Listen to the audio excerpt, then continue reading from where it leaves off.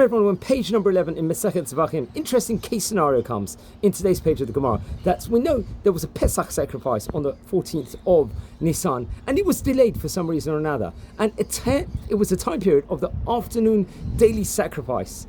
The daily sacrifice, this afternoon sacrifice, was offered first, and only afterwards was this Pesach sacrifice, which was already delayed, offered. Now, why was this? The sage Ben Betera is of the opinion that the entire day of the 14th of Nisan is an acceptable time to bring the Pesach sacrifice, and the afternoon of that day is not the only time for it to be brought.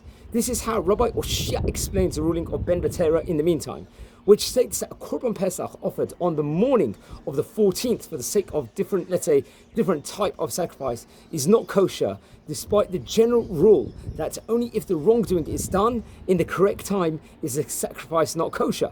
Rabbi Eliezer then disputes this ruling and states that in the Mishnah itself, that if the Korban Pesach is brought for a different type of Korban on that morning, it is considered kosher, although it will not, let's just say, count as a Pesach sacrifice, since only the afternoon and not that morning is an acceptable time to bring the Pesach sacrifice.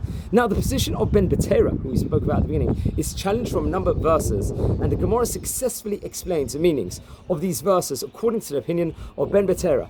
Now, the answer that the Gemara asserts in one particular case is that the verse teaches that although the Passover sacrifice could be brought in the morning, if it was delayed until the time for offering the afternoon daily sacrifice, then the daily sacrifice is offered first, and only afterwards is the Korban Pesach, the Pesach sacrifice, offered. Now, the Gemara is going to point out that, let's say, this particular order of the sacrifices is consistent with what Rav Yochanan states regarding when to pray Musaf in the event that it was not said in the morning. He rules that the delayed Musaf Tefillah, this prayer, is said only after the afternoon Mincha prayer is recited.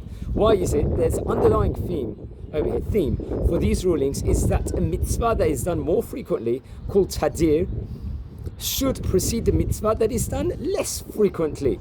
Eino tadir.